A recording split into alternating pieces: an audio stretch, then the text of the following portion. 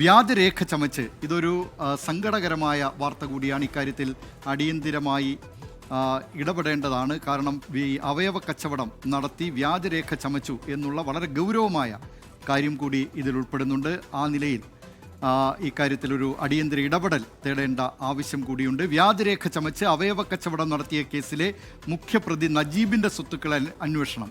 അവയവ കച്ചവടത്തിലൂടെ ലഭിച്ച പണം ഉപയോഗിച്ച് നജീബ് സ്ഥലങ്ങൾ വാങ്ങിക്കൂട്ടിയെന്ന് പോലീസ്. അവയവം നൽകാമെന്ന് പറഞ്ഞ് നജീബ് പലരിൽ നിന്ന് ലക്ഷങ്ങൾ മുൻകൂറായി വാങ്ങിയെന്നാണ് വിവരം. ഇതിൻ്റെ വിശദാംശങ്ങൾ കൊച്ചിയിൽ നിന്ന് വിഷ്ണു സുരേഷ് നൽകും. വിഷ്ണു സുരേഷ്, വളരെ ഗൗരവമുള്ള വാർത്തയാണ്, ഒരു തട്ടിപ്പിൻ്റെ വാർത്തയാണ് ഇത്. പലരിൽ നിന്നും ലക്ഷങ്ങൾ മുൻകൂറായി അവയവങ്ങൾ നൽകാം എന്ന് പറഞ്ഞ് വാങ്ങിച്ചു. പാവപ്പെട്ട ഈ അവയവങ്ങൾ സ്വീകരിക്കുന്നതിനായി കാത്തിരുന്ന രോഗികളിൽ നിന്നടക്കം ലക്ഷങ്ങളാണ് മുൻകൂറായി ഈ തട്ടിപ്പുകാരൻ വാങ്ങിയിട്ടുള്ളത്. എന്തൊക്കെയാണ് ഇതിൻ്റെ വിശദാംശങ്ങൾ?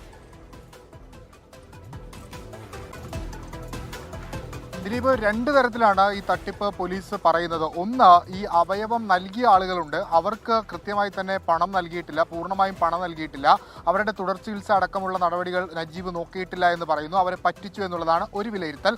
മറ്റൊന്ന്, പലരുടെ പക്കൽ നിന്നും അഡ്വാൻസായി പണം വാങ്ങിയിട്ടുണ്ട്. 2 മുതൽ 5 ലക്ഷം രൂപ വരെ പലരിൽ നിന്നായി വാങ്ങിയിട്ടുണ്ട്. പക്ഷേ ചില ആളുകൾക്കൊന്നും അവയവവും നൽകിയിട്ടില്ല, ആ പണവും നൽകിയിട്ടില്ല. എന്നാൽ പരാതിപ്പെട്ടാൽ തങ്ങളും ഈ കേസിലെ പ്രതികളാകും എന്നൊരു ആശങ്ക അവർക്കുണ്ട്. അതുകൊണ്ടാണ് അവരാരും പരസ്യ പ്രതികരണത്തിലേക്ക് വരാത്തത്. ഈ പണം ഉപയോഗിച്ച്, അതായത് കോടികളുടെ ഇടപാടുകൾ നടന്നിട്ടുണ്ടെന്നാണ് നജീബിന്റെ ഡയറി പരിശോധിച്ചപ്പോൾ പോലീസിന് മനസ്സിലാവുന്നത്.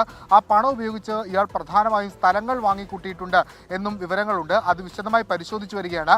2 അക്കൗണ്ടുകളാണ് ഇപ്പോൾ നജീബിൻ്റെതായി പോലീസിന് ലഭിച്ചിട്ടുള്ളത്. പക്ഷേ അതിൽ കൂടുതൽ അക്കൗണ്ടുകൾ ഉണ്ടാകാനുള്ളൊരു സാധ്യത പോലീസ് തള്ളിക്കളയുന്നില്ല.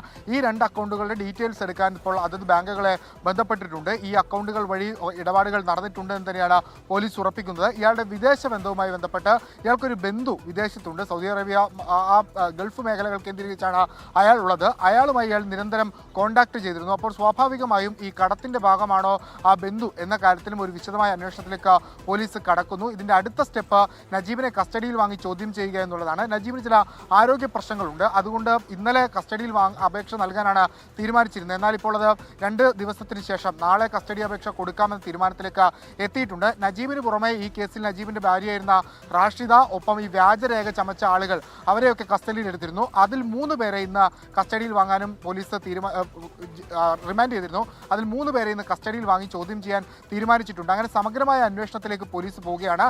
കേവലം കൊച്ചിയിലും അതോടൊപ്പം കൊല്ലത്തും കാസർഗോഡും മാത്രം നിൽക്കുന്നൊരു അന്വേഷണമല്ല, സംസ്ഥാന വ്യാപകമായി രാജ്യവ്യാപകമായി ഒന്ന് നടക്കേണ്ടതുണ്ട്. അതുകൊണ്ട് സംസ്ഥാന തലത്തിൽ ഒരു പ്രത്യേക അന്വേഷണ സംഘം ഉണ്ടാകാനുള്ള സാധ്യതയാണ് ഇപ്പോൾ ഉരുത്തിരിഞ്ഞു വരുന്നത്.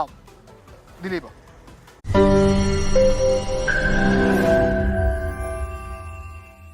ലോകത്തെവിടെയായാലും ഏത് സമയത്തും 24 വാർത്തകളും ഓഗ്മെന്റഡ് റിയാലിറ്റി പാക്കേജുകളും എക്സ്പ്ലെയിനറുകളും വിശദമായി കാണാൻ ഞങ്ങളുടെ യൂട്യൂബ് ചാനൽ നിങ്ങൾക്ക് സബ്സ്ക്രൈബ് ചെയ്യാം.